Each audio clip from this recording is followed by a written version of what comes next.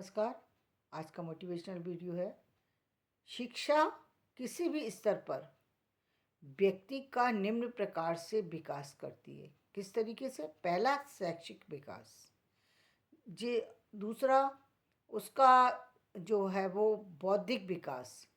मतलब अब किसी भी व्यक्ति का बौद्धिक विकास जो है वो कब होता है? जब वो शिक्षा से जुड़ता है। शिक्षा से जुड़ता है तो उसको बहुत सारी सी चीज़ों का ज्ञान एक साथ होता है। इसमें अभी मैं आपको इसको बताऊंगी। तो शैक्षिक विकास, बौद्धिक विकास, सामाजिक विकास, आर्थिक विकास और भौतिक विकास, ये यानी एक तरीके से संपूर्ण ब्रह्मांड की जानकारी व्यक्ति को शिक्षा से जुड़ने के बाद होती है। शिक्षा के बाद उसके बुद्धि के द्वार जो है वो खुलने लगते हैं। ज्ञान जो है वो बढ़ने लगता है। दिन ब दिन वो बढ़ता जाता है। यदि वो उसने शिक्षा ठीक ढंग से ले ली तो निश्चित रूप से उसको बहुत समग्र जानकारी मिल जाती है। और यदि आपने शिक्षा पाने के बाद किसी एक पर्टिकुलर सब्जेक्ट की विशेष जानकारी ली तो फिर उसमें और भी चार चांद लग सकते हैं। लेकिन आपको सामान्य शिक्षा भी यदि आप ले रहे हैं तो उस सामान्य शिक्षा से आपका बौद्धिक विकास होगा, आपका सामाजिक विकास होगा, आर्थिक विकास होगा और भौतिक विकास होगा। तो शैक्षिक विकास में कौन कौन सा कि आपको सब्जेक्ट की नॉलेज, वो चाहे आपकी लिटरेचर से संबंधित सब्जेक्ट हों या आपके आर्ट से संबंधित सब्जेक्ट हों। जैसे लिटरेचर से संबंधित किसी भी हिंदी, इंग्लिश, संस्कृत, और जितनी भी लैंग्वेज हैं आप उन सारी लैंग्वेज को ले सकते हैं।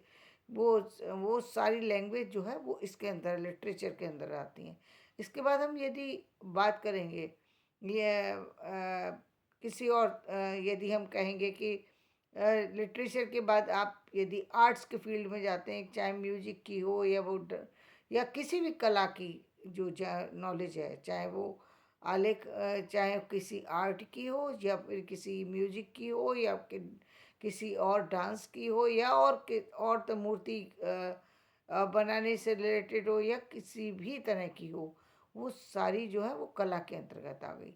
तो और उसके बाद हम कहेंगे कि यदि साइंटिफिक, तो साइंस की जानकारी के अंतर्गत तीनों जो आ जाते हैं, यानी जो फिजिक्स वो और बायो फिजिक्स और अ, अ, एक और बायो,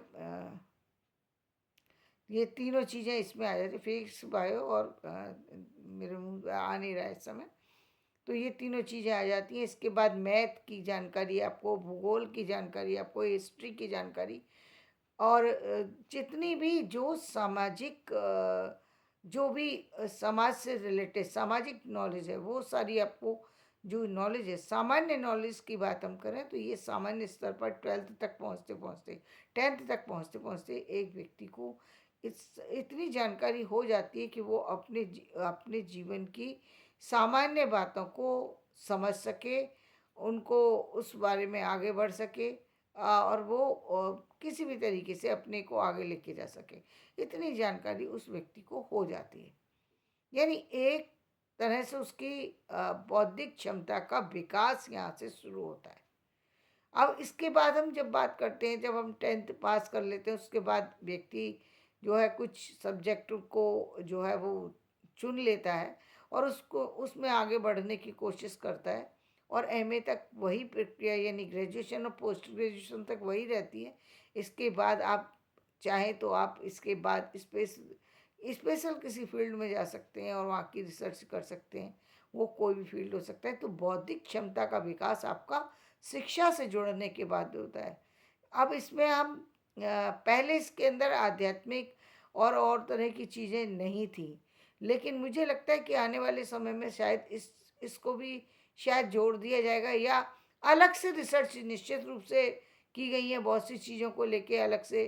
अ, तो वहाँ पर रिसर्च है, लेकिन जो हमारे कहेंगे कि हमारे कोर्स के अंदर अभी इन चीज़ों को नहीं रखा गया है। तो उसको भी हो सकता है आने वाले भविष्य में उन चीज़ों को भी जोड़ लिया जाए और उन पर भी रिसर्च की जाए। तो ये सारी जो रिसर्च है वो रिसर्च वर्क जो है आदमी कब करता है, जब उसका बौद्धिक विकास होता है, तब उसको लगता है चीज़ों के बारे में नई नई जानकारियाँ उसको मिले, वो फिर जानना चाहता है, फिर उत्सुक होता है। उससे पहले तक तो वो दुनिया की सामान्य जानकारी में ही संतुष्ट हो जाता है। अब आता है उसके दूसरा विकास कौन सा, यदि हम बौद्धिक के बाद हम बात करें सामाजिक विकास। सामाजिक विकास में जो समाज के अंदर चाहे किसी भी तरीके की गतिविधि से रिलेटेड हो, यानी या फिर कोई भी सांस्कृतिक हो, सामाजिक हो, वो पारिवारिक जानकारी हो, समाज के अंदर के अन्य लोगों की जानकारी हो, और भी जितनी भी गतिविधियां जितनी चलती हैं वो सामाजिक के ही अंतर्गत आती हैं, जिसमें समाज के विभिन्न लोगों के साथ हमारे संबंध बनते और समाप्त होते हैं। किस संबंध को कितने हद तक बढ़ाना चाहिए और कितने हद तक उसको उससे दूर रहना चाहिए, तो ये सब हमें सामाजिक जानकारी जो है वो भी हमें जो है वो शिक्षा के द्वारा प्राप्त होती है। शिक्षा ही एक ऐसा साधन है जिससे सही जानकारी मिल पाती है। जानकारी तो जो अनपढ़ है उनको भी मिल जाती है, लेकिन उनकी जो जानकारी है वो एक तरीके से अधूरी जानकारी है। जबकि ये माना जाता है कि एक शिक्षा से जुड़ा हुआ व्यक्ति की जानकारी जो होगी वो पूरी जानकारी होगी, तो सभी तरह की जानकारी उसको होती है। तो इसके बाद हम जब बात करेंगे सामाजिक के बाद आर्थिक जान नॉलेज। आर्थिक नॉलेज क्या कि आर्थिक नॉलेज में आज आज हम देख रहे हैं कि जिसको आर्थिक नॉलेज नहीं है वो किसी भी जॉब में चला जाता है, कहीं भी चला जाता है, उसको आर्थिक समझ नहीं है। उसको ये नहीं पता कि मुझे इसका पहली बात तो पैसे का क्या फ़ायदा है, तो इस बात की नॉलेज नहीं होती। बहुत सारे लोग हैं जो कि हमारे समाज के, मैं तो ये कहूँगी कि शायद आज भी 80% लोग ऐसे हैं जिनको आर्थिक नॉलेज नहीं है, क्योंकि वो उस तरफ कभी देखने की कोशिश ही नहीं करते। जो भी जॉब मिल जाता है बस उसी को ले लेते हैं और उसी में आगे बढ़ने लगते हैं, जो एक तरीके से अधूरी जानकारी का परिणाम है। ये बात है कि क्योंकि उस तरीके से कभी व्यक्ति ने सोचने की कोशिश नहीं की। लेकिन आर्थिक मजबूती बनाने के लिए निश्चित रूप से व्यक्ति के उस काम को करना चाहिए जिससे उसकी आर्थिक समस्याओं का भी समाधान हो और समाज में भी उसकी स्थिति ठीक ठाक बन सके। तो वो पहले से ही सोचना पड़ता है, तभी आप कर सकते हैं। और आप उसको बचा भी तब सकते हैं, रख भी तब सकते हैं, समाज में अपनी जगह भी तभी बना सकते हैं जब आपको आर्थिक समझ हो। आर्थिक समझ नहीं है तो फिर बाकी पैसा आता रहेगा और जाता रहेगा, व्यक्ति उससे कुछ लाभ नहीं ले पाएगा। तो ये एक है। तो लेकिन आर्थिक समझ, कहाँ लेना है, कौन सा करियर चुनना है, ये सब चीज़ें भी उसके साथ ही जुड़ जाती हैं, शिक्षा के साथ जुड़ती हैं। शिक्षा के साथ ही व्यक्ति के जीवन में बहुत सारे बदलाव आते हैं, बहुत सारे बदलाव आते हैं। देखिए अभी आप देख रहे हैं जो आप एक पर्टिकुलर एक फील्ड में जाते हैं, लोग इंजीनियर करते हैं, इंजीनियरिंग का कोर्स करते हैं, लेकिन इंजीनियरिंग के बाद एक बहुत सारी सी इंजीनियरिंग के बारे में बहुत सारी सी जो जानकारी है जो लोगों तक नहीं है। लोगों को पता नहीं कि बहुत सारे कौन कौन से फील्ड में वो जा सकते हैं। उस तरह की जानकारी एक सामान्य इंजीनियरिंग के बारे में जनरली जो इलेक्ट्रिसिटी से जुड़े हुए लोगों मिल जाएंगे आपको, या कुछ सामान्य चीज़ों से जो समाज में चल रही हैं, या सामान्य मशीनीकरण से जुड़े हुए लोग मिल जाएंगे। लेकिन जो विशेष नॉलेज जो इंजीनियरिंग के क्षेत्र में, वो नॉलेज लोगों को अभी नहीं है। क्यों नहीं है? क्योंकि लोगों ने उस तरीके से कभी उसमें उस तरीके की स्टडी नहीं की। उसके लिए अलग से स्टडी करना पड़ेगा, उस तरीके के इंस्टीट्यूट में जाना होगा, वहाँ आपको एडमिशन लेगा तब आप कर सकते हैं। तो वो उसका अभाव के कारण से नहीं है। लेकिन ये बात सही है कि वहाँ जब व्यक्ति इस तरीके की फील्ड में जाता है तो उसकी आर्थिक स्थितियाँ अन्य स्थितियों से ज़्यादा बेटर होती हैं। ये इसमें कोई दो राय नहीं है कि इंजीनियरिंग का फील्ड एक ऐसा है जहाँ आर्थिक व्यक्ति को लाभ अच्छी तरह से मिल पाता है, क्योंकि वो बड़ी बड़ी चीज़ें कर पाता है। आज हम कह सकते हैं कंप्यूटर का फील्ड भी एक ऐसा फील्ड है जहाँ बहुत सारी सी चीज़ें हैं। कंप्यूटर जगत का आज इलेक्ट्रॉनिक मीडिया का इतना बड़ा जो है वो हाथ है, इतनी सारी चीज़ें हैं कि उसको समझ पाना, उसके लिए सॉफ्टवेयर बनाना, उसके लिए बहुत सारी चीज़ें करना, वो तकनीकी जो क्षेत्र है, वो चाहे आप ज़मीन से लेके आकाश तक कहीं किसी भी क्षेत्र में आप काम कर लीजिए, लेकिन वो कर आप तभी सकते हैं जब आपको पता होगा, और उससे आदमी को बहुत अच्छे अर्निंग हो सकती है, बहुत अच्छे व्यक्ति को तो आर्थिक लाभ आपको उससे मिलने शुरू हो जाते हैं। तो एक तरीके से आर्थिक जो समझ है वो व्यक्ति को इसी से होती है। और जो जितने भी क्षेत्र हैं, चाहे सीए करिए या कुछ और भी कीजिए, वो सारे बैंकिंग से रिलेटेड जितने भी हैं या अन्य व्यापार से रिलेटेड, वो सब व्यक्ति को समझ जो है वो तभी आती है जब व्यक्ति के अंदर आर्थिक समझ हो। कई बार ये भी देखा गया है कि आर्थिक समझ और जो है शैक्षिक समझ दोनों ही विशेष रूप से विशेष व्यक्ति के अंदर दिखाई देती हैं। और जब ऐसा होता है तो निश्चित रूप से उसका भविष्य औरों से बहुत अलग होता है, बहुत ही विशेष होता है, इसमें कोई दो राय नहीं है। देखा जा सकता है बहुत सारे समाज के अंदर बहुत सारे ऐसे लोग हैं जिनको दोनों समझ थी। अब यदि हम कलाम साहब की बात करें तो उनके पास एक समझ थी। कौन सी समझ? वो शैक्षिक समझ थी। वो समझ अच्छी थी कि वो बहुत उन्होंने नवीनीकरण किया, बड़े पद पर गए सारी। लेकिन बाकी यदि हम उनको अन्य क्षेत्र अन्य चीज़ों के बारे में सोचें तो उनका ध्यान अन्य चीज़ों पर था भी नहीं, और उन्होंने उस तरफ बढ़ने की कोशिश भी नहीं की। जबकि समाज में दूसरे हम लोगों को देखते हैं तो वो आर्थिक समझ भी रखते हैं और सब्जेक्ट की नॉलेज भी रखते हैं, यानी किसी भी एक पर्टिकुलर सब्जेक्ट के भी विशेषज्ञ होते हैं। तो ये एक स्पेशल क्वालिटी है जो किसी किसी में देखने में आती है, हर किसी के अंदर ये चीज़ नहीं मिल सकती। तो ये एक चीज़ हो गई। तो आर्थिक, फिर भौतिक जगत की जानकारी। भौतिक जगत के अंदर हम जब ब्रह्मांड के अंदर जब हम ब्रह्मांड या हम छोटे भी रूप में हम देखने चाहें तो भौतिक जगत में एक जो प्रकृति से अलग भिन्न, प्रकृति से भिन्न, यानी प्रकृति से जन्म लेकर के जो कृत्रिम में बदल गया।